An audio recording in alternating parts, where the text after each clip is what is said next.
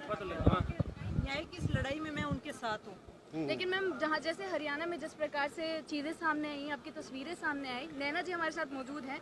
आपने देखी होगी एक वीडियो कि मनोहर लाल खट्टर वहाँ बैठे थे, आपने अपना दुपट्टा उतार कर रख दिया, उसकी वजह जानना चाहेंगे पहले। वो मैम नहीं बताऊंगी, वो सब आपको पता ही है, फिर इतना लंबा मैं क्यों बताऊं। आज इनके समर्थन में आई हूं तो इनका ही मुद्दा मैं उठाऊंगी कि इनके साथ न्याय होना चाहिए। देश की बेटियों को, मैं भी देश की बेटी हूँ, वो भी देश की बेटी हूँ, सबको न्याय मिलना चाहिए। सामने आया था कि जो आपका गांव है वहाँ से दूर दूर तक कॉलेजेस नहीं हैं, बेटियों के लिए उतनी सुविधाएं नहीं की गई हैं। हमारे गांव में तो जी बताने बैठूंगी तो बहुत सारी समस्याएं हैं।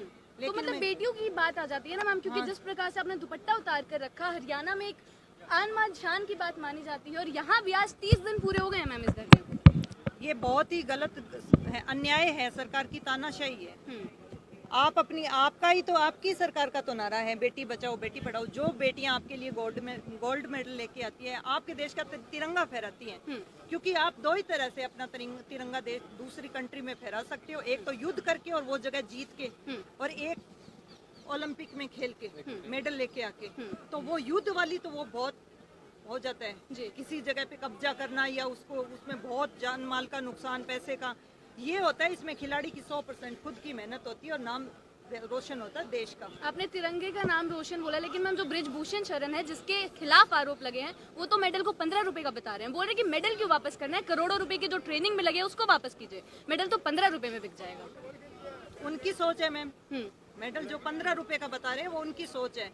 एक जो बच्चा या बच्ची बहुत छोटी उम्र से प्रैक्टिस करने लगता है, अपना खून पसीना बहाता है, तब जाके मेडल आता है एक देश के लिए। 15 रुपए का उनके लिए होगा। वैसे तो सरकार जो कलेक्टर है वो इंडिया का सबसे टफ एग्जाम है जी, लेकिन एक 5 पढ़े हुए मंत्री के सामने ऐसे यूं करके खड़ा कर देते हैं ये, तो फिर वो मेडल को तो वो 15 रुपए का बताएंगे ना। मैम 1 महीना से ज्यादा गुजर गया लेकिन अभी तक कोई सुनवाई नहीं हुई, क्या कहना चाहेंगे? ये कहना चाहूंगी कि जल्द से जल्द सुनवाई करो। आप बेटियों को बचाने की बात कर रहे हो, बेटियों को पढ़ाने की बात कर रहे हो, फिर किस बात की? कभी आप कहते हो, उलझाते हो हमें हिंदू राष्ट्र बनाने के बारे में, कभी कुछ बनाने में, कभी रुपयों के मामले में देश को लाइन में लगा रहे हो। तो न्याय दे दो हमें। बेटियों को बचा के फिर क्या करोगे? जब बेटियां जो जिंदा है उनको न्याय नहीं दे रहे हो, पेट वालों की आप रक्षा कर रहे हो। आपका कितना समर्थन रहेगा? मेरा किस तरह से समर्थन रहेगा? 100% समर्थन रहेगा। मैं अपने गांव में बैनर लगाऊंगी, गांव में जाके जागरूक करूंगी इस आंदोलन के बारे में।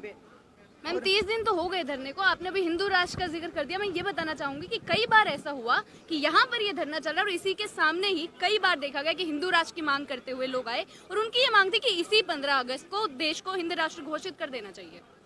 ये बताइए मैम, इतने सालों से, 75 सालों से हमारे साल मुसलमान रह रहे हैं, कभी कोई खतरा नहीं हुआ। अब क्या हो गया कि हमारे आने वाली पीढ़ियों को मार देंगे, काट देंगे? इतने साल नहीं काटा, अब कैसे काट देंगे ये? अब उनसे खतरा कैसे हो गया? हम उनके साथ खेले हैं, कूदे हैं, उनके साथ बड़े हुए हैं, उनके घर का हमने खाया, हमारे घर का उन्होंने खाया।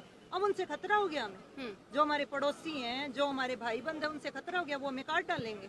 इतने साल तो नहीं हुआ। मैम समर्थन में आप आई हैं, क्या सरकार से क्या अपील करना चाहेंगी आप? मैं सरकार से यही अपील करना चाहूंगी कि देश के आप मुखिया हो, प्रधानमंत्री हो, प्रधानमंत्री आप एक गरिमामयी पद पे हो, एक बहुत बड़े पद पे हो, आपसे न्याय की उम्मीद चाहती हैं। आप पार्टी लेवल पे मत जाओ कि आप बीजेपी के हो या उसके हो। आप बीजेपी के नहीं हो, आप हिंदुस्तान के प्रधानमंत्री हो। तो हिंदुस्तान के प्रधानमंत्री के नाते आप अपनी बेटियों को सुरक्षित करो। अपने देश में जो भी महिला या किसी के साथ, किसी भी तबके के साथ अगर अन्याय हो रहा है तो उस अन्याय को आप खत्म करो। आप एक बहुत बड़े जिम्मेदार पद पे हो, आप राजा हो, हम प्रजा है। मैम आखिरी सवाल, आपका जिस तरह से मौजूदा सरकार है, अभी की जो मौजूदा सरकार है सेंट्रल में बैठी है, नजरिया क्या है आपका, ये बताएं। मैं तो ये कहूंगी कि सरकार को जल्द से जल्द ये सब खत्म करना चाहिए, क्योंकि अगर ये मुद्दा बाहर जाता है तो हमारी इमेज खराब होती है। सरकार की नहीं, हमारे देश की इमेज खराब होती है कि हम पड़ोसी देश के बारे में ऐसे ऐसे बोलते हैं। हमारे देश में क्या हो रहा है फिर? नैना जी, अब तो ब्रिजभूषण शरण ने बोलते हैं कि नार्को टेस्ट करवा लीजिए, और फिर ऐसे लोग सामने आ रहे हैं, शायद 2 भागों में बट गए लोग, क्योंकि सोशल मीडिया पे देखा जा रहा है जैसे ही उन्होंने बोला कि नार्को टेस्ट करवा लीजिए, बोल रहे कि लो सच्चाई है इसलिए सामने आ रहा है, और बोल रहे हैं नार्को टेस्ट करवा लीजिए। वो उनकी सोच है मैम, जो जिसकी जैसी सोच होगी वो वैसी बात करेगा, लेकिन मैं पूरा समर्थन में हूँ। चलो जी।